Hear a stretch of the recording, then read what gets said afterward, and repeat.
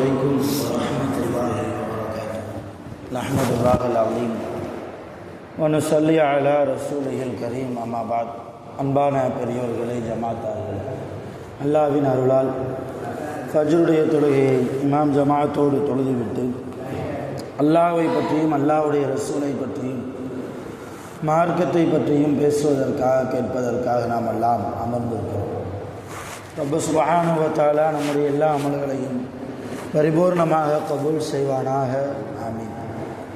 கைரு பரக்கத்துகள் நிறைந்த நாளாக கெட்ட முடிவுகளை விட்டும் முசீபத்துகளை விட்டும் உலகத்தின் ஆபத்துகள் அல்லாஹ்வின் படைப்புகளின் தீங்குகளை விட்டும் பாதுகாப்பு பெற்ற நாளாக அல்லாஹ் இந்த நாளை நமக்கு அமைத்து தருவானாக. ஆமீன்.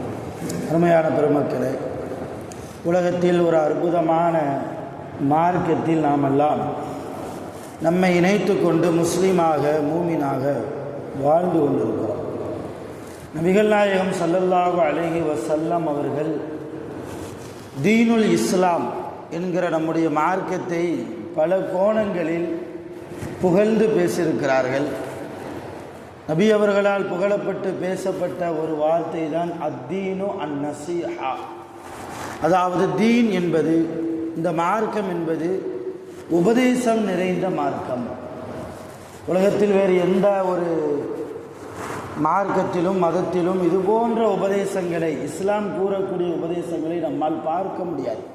இருக்கும் உபதேசங்கள் இருக்கும், ஆனால் குர்ஆன் கூறக்கூடிய உபதேசங்களை போன்று நபிகள் நாயகம் ஸல்லல்லாஹு அலைஹி வஸல்லம் அவர்கள் கூறக்கூடிய உபதேசங்களை போன்று நிரப்பமான ஒரு மார்க்கம், உபதேசங்களால் நிரப்பமான ஒரு மார்க்கம் நம்முடைய இஸ்லாமிய மார்க்கத்தை தவிர வேறு எந்த மார்க்கமும் இருக்க முடியாது.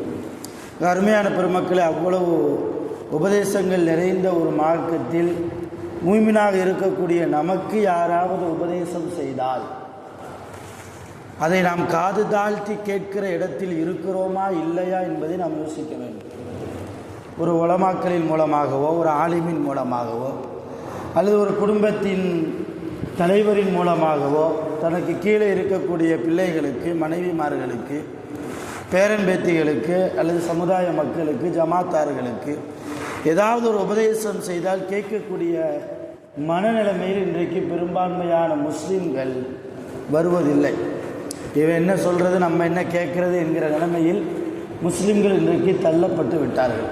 அருமையான பெருமக்களை செய்தனா அலி ரலியல்லாஹு தஆலா அன்ஹு அவங்க சொல்லுவாங்க, அல்லாஹ்வுடைய குர்ஆனில் இருந்து ஏதாவது ஒரு எழுத்துக்கு யாராவது எனக்கு உபதேசம் செய்வார்களே ஆனால், அல்லாஹ்வுடைய குர்ஆனில் இருக்கக்கூடிய ஆயத்துகளுக்கு அதில் ஏதாவது ஒரு எழுத்துக்கு, ஒரு அலிஃபோ அல்லது ஒரு பாவோ, அது ஒரு தாவோ அல்லது ஒரு சாவோ, ஏதோ ஒரு எழுத்துக்கு ஏதாவது ஒரு உபதேசத்தை, ஒரு அறிவு ஞானத்தை யாராவது எனக்கு தருவார்களே ஆனால் என் வாழ்க்கை முழுக்க நான் அவர்களுக்கு அடிமையாக இருப்பதற்கு நான் தயாராக இருக்கிறேன் என்றார்கள் செய்தனா அலி ரலியல்லாஹு தஆலா. அலி ரலியல்லாஹு எப்படிப்பட்ட ஆளு, மிகப்பெரிய அறிவு களஞ்சியம் இல்லையா? ரசூலுல்லாஹ்வுடைய குடும்பம், ரசூலுல்லாஹ்வுடைய மருமகன், சொர்க்கத்து தலைவியினுடைய கணவர், சுவனத்து வாலிபர்களுக்கெல்லாம் தலைவராக இருக்கக்கூடிய ஹசன் ஹுசைன் ரலியல்லாஹு அன்ஹுமா அவர்களுடைய அத்தா யார், செய்தனா அலி. அவங்க சொல்கிற வார்த்தை என்ன, எனக்கு யாராவது குர்ஆனில் இருந்து ஒரு உபதேசம் செய்தால், குர்ஆன் சம்பந்தப்பட்ட ஞானத்தை எனக்கு தருவார்களே ஆனால் என் வாழ்க்கை முழுக்க நான் அவர்களுக்கு அடிமையாக இருக்கிறேன். இன்றைக்கி ஏதாவது ஒரு ஹராமான காரியத்தை யாராவது செய்கிறார், அதை பார்த்து யாராவது ஒருவர் இப்படி செய்யக்கூடாதுப்பா, இது அல்லாஹ்வுக்கு பிடிக்காது, அல்லாஹ்வுடைய ரசூலுக்கு பிடிக்காது, நம்முடைய மார்க்கம் இதை நமக்கு கற்றுத்தரவில்லை என்று சொல்லிவிட்டால் அவன் சொல்லிக்கிட்டு தான் இருப்பான்.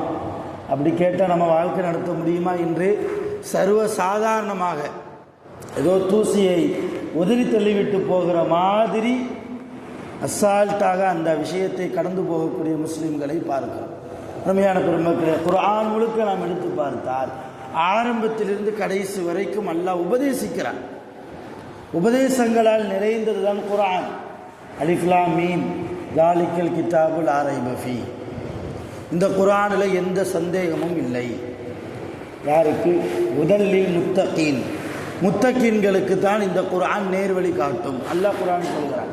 இப்போ ஆரம்ப ஆயத்திலேயே அல்லாஹ் நீங்கள் முத்தகீன்களாக இறை பயம் நிறைந்தவர்களாக நீங்கள் மாறுங்கள். உபதேசம் தான் செய்கிறான். குர்ஆனுடைய ஆரம்பத்திலேயே முதல் ஜுசுவினுடைய 2வது ஆயத்தை அப்படித்தான், தாலிகல் கிதாப் லா ரைப ஃபீ ஹுதல் லில் முத்தகீன், இறை நம்பிக்கையாளர் முத்தகீன்களுக்கு, இறை பக்தி உள்ளவர்களுக்கு, பயம் உள்ளவர்களுக்கு தான் குர்ஆன் என்ன செய்யும், நேர்வழி காட்டும். எல்லாருக்கும் நேர்வழி காட்டாது. நான் டெய்லி ஓதுறேன், ஒரு நாளைக்கு ஒரு ஜுசு ஓதுறேன், ஒரு நாளைக்கு ஒரு பக்கமாவது ஓதாமல் நான் தூங்குறது இல்லை. ஆனால் குர்ஆன் எனக்கு நேர்வழி காட்டவில்லை என்றால் என்னிடத்தில் என்ன இல்லை, தக்குவா இல்லை. இப்போ ஆரம்பமாக அல்லாஹ் குர்ஆனிலே வைத்திருப்பதே உபதேசத்தை தான். நிறைய நபிமார்களுடைய வரலாறு அல்லாஹ் குர்ஆனில் பேசுகிறான். சையதுனா நூஹ் அலைஹிஸ்ஸலாம், சையதுனா இப்ராஹிம் அலைஹிஸ்ஸலாம், சையதுனா யூசுப் அலைஹிஸ்ஸலாம், யூனுஸ் அலைஹிஸ்ஸலாம், அய்யூப் அலைஹிஸ்ஸலாம், இப்படி நிறைய நபிமார்களுடைய வரலாறு அல்லாஹ் குர்ஆனில் வைத்திருக்கிறான். ஏன்? அந்த வரலாறின் மூலமாக நாம் படிப்பினை பெற வேண்டும், அந்த வரலாறின் மூலமாக நாம் உபதேசம் பெற வேண்டும்.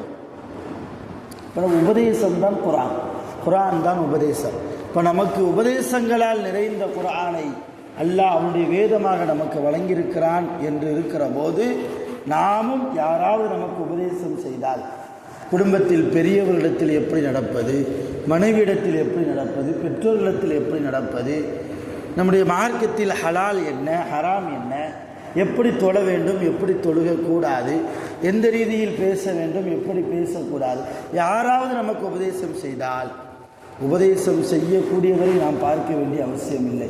அவர் சொல்லக்கூடிய கருத்து உண்மையா, ஆமன்னா சல்லம்னா என்று ஏற்றுக்கொண்டு போய்விட்டால் நாம் குர்ஆனின்படி நடக்கிறோம் என்று பொருள், நாம் ஹதீஸின்படி வாழ்கிறோம் என்று பொருள். நபி ஸல்லல்லாஹு அலைஹி வஸல்லம் அடிக்கடி சொல்வார்கள் ஒரு வார்த்தை, ஊசிக்கும், ஊசிக்கும் என்று அடிக்கடி சொல்வார்கள். ஒவ்வொரு ஆலிம்களும் ஜும்மாவின் போது குத்பாவில் ஊசிக்கும் என்கிற வார்த்தையை பயன்படுத்துவாங்க. என்ன அர்த்தம்? உங்களுக்கு நான் உபதேசம் செய்கிறேன் என்று அர்த்தம். ஊசிக்கும் பித்தக்வல்லாஹ், அல்லாஹ்வுடைய இறையச்சத்தை கொண்டு உங்களுக்கு நான் என்ன செய்கிறேன், உபதேசிக்கிறேன்.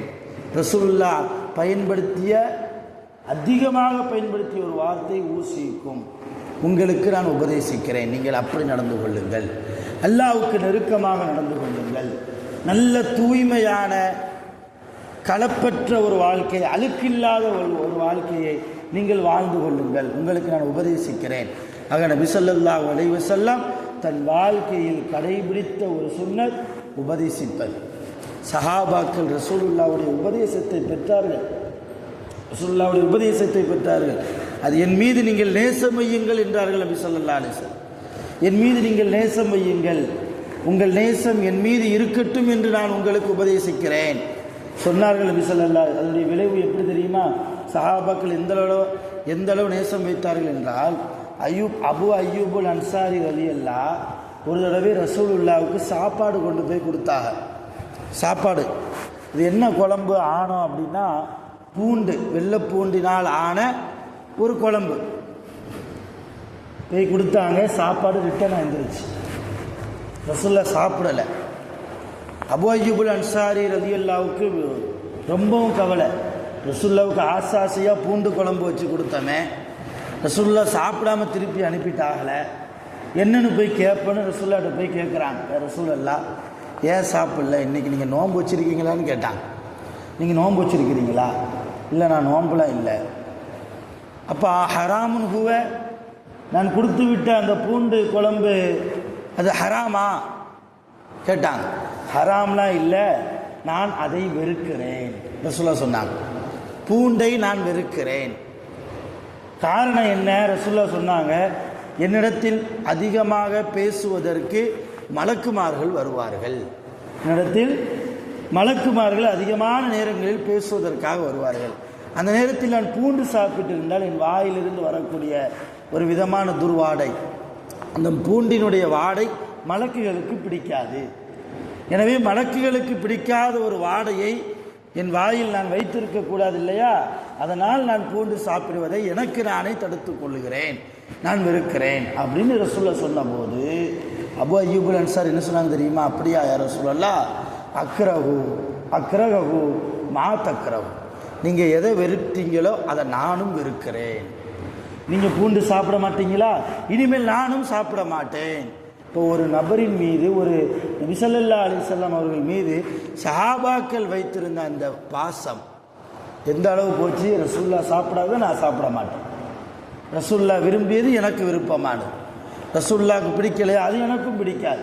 இந்த அளவு சஹாபாக்களை உருவாக்கியது ரசூலுல்லாவுடைய அந்த உபதேசம். அருமையான பெருமக்களே, அதனால் பூண்டு ஹராம் இல்லை, அது சாப்பிடலாம், ஹலால் தான். ஆனால் ரசூலுல்லா சாப்பிட்றது இல்லை. அதனாலேயே மஸ்ஜிதுகளுக்கு வருகிற போது, பள்ளிவாசலுக்கு வருகிற போதோ, அல்லது தொழுகையில் ஈடுபடுகிற போதோ, அல்லது குர்ஆன் ஓதுகிற போதோ பூண்டு வெங்காயம் போன்ற வாயிலிருந்து துர்வாடை வீசக்கூடிய எந்த ஒரு உணவுப் பொருளையும் நாம் எடுக்கக்கூடாது என்பது நம்முடைய மார்க்க சட்டம். தொழுகையின் போது ஒருவர் தொழுகைக்கு முன்னால் பூண்டு சாப்பிட்டு வந்து தொழுதால், அவர் இமாமத்து செய்தால் அந்த இமாமத்து மக்ரூஹ். அவர் தொழுகை கூடாமல் போவதற்கு அதிகமான வாய்ப்பு இருக்கிறது. அதனால தான் நிறைய இமாம்கள் தொழுகைக்கு வருவதற்கு முன்னாலேயே மிஸ்வாக் செஞ்சுட்டு வருவாங்க. அது வரைக்கும் முன்னால் என்ன சாப்பிட்ருப்பாங்களோ தெரியாது. ஒரு வேளை தொழுகையின் போது ஒரு விதமான துர்வாடை அவருடைய நாவிலிருந்து வந்துவிட்டால் தொழுகை கூடாமல் போய்விடுமோ என்கிற பயம். ஆக அருமையான பெருமக்களை, நான் சுருக்கமாக சொல்ல வருவது, உபதேசம் நம்முடைய வாழ்க்கையில் அவசியம். நாம் நம்முடைய பெற்றோர்கள், நம்முடைய பிள்ளைகளுக்கு, நம்முடைய மனைவிமார்களுக்கு, நமக்கு கீழே உள்ளவர்களுக்கு நாம் உபதேசிக்க வேண்டும். நமக்கு மேலே உள்ளவர்களும் தவறான பாதையில், அல்லாஹ்வுக்கு பிடிக்காத பாதையில் போவார்களே ஆனால் அவர்களையும் நல்ல முறையில், அழகான முறையில் உபதேசம் செய்து குர்ஆனை எடுத்து சொல்லி, ஹதீஸுகளை எடுத்து சொல்லி, அவர்களையும் பண்பட்ட வாழ்க்கைக்கு, நல்ல அல்லாஹ்வுக்கு பிடித்தமான வாழ்க்கை அவர்கள் வாழ்வதற்கு நாம் நம்முடைய உபதேசத்தை அங்கே காரணமாக கொண்டு வர வேண்டும். வல்ல ரஹ்மான் உபதேசங்கள் நிறைந்த வாழ்க்கையாக அல்லாஹ் எந்த உபதேசத்தை குர்ஆனில் வைத்திருக்கிறானோ அப்படிப்பட்ட உபதேசத்தை நம்முடைய வாழ்க்கையில் கொண்டு வரக்கூடிய நல்ல தௌஃபீகை, நல்ல நசீபை வல்ல ரஹ்மான் நம் அனைவர்களுக்கும் நிரப்பமாக தந்தருள்வானாக. ஆகிரு தஅவானா அல்ஹம்துலில்லாஹி ரப்பில் ஆலமீன். சுப்ஹானல்லாஹி வ பிஹம்திஹி, சுப்ஹானல்லாஹி வ பிஹம்திஹி, அஷ்ஹது அன் லா இலாஹா இல்லா அன்த, அஸ்தக்ஃபிருக வ அத்தூபு இலைக். ஆமீன். சுப்ஹான ரப்பிக ரப்பில் இஸ்ஸத்தி அம்மா யசிஃபூன், ஸலாமுன் அலல் முர்ஸலீன், வல்ஹம்துலில்லாஹி ரப்பில் ஆலமீன். ஸல்லல்லாஹு அலா முஹம்மத் ஸல்லல்லாஹு அலைஹி வஸல்லம், ஸல்லல்லாஹு அலா முஹம்மத் ஸல்லல்லாஹு அலைஹி வஸல்லம், ஸல்லல்லாஹு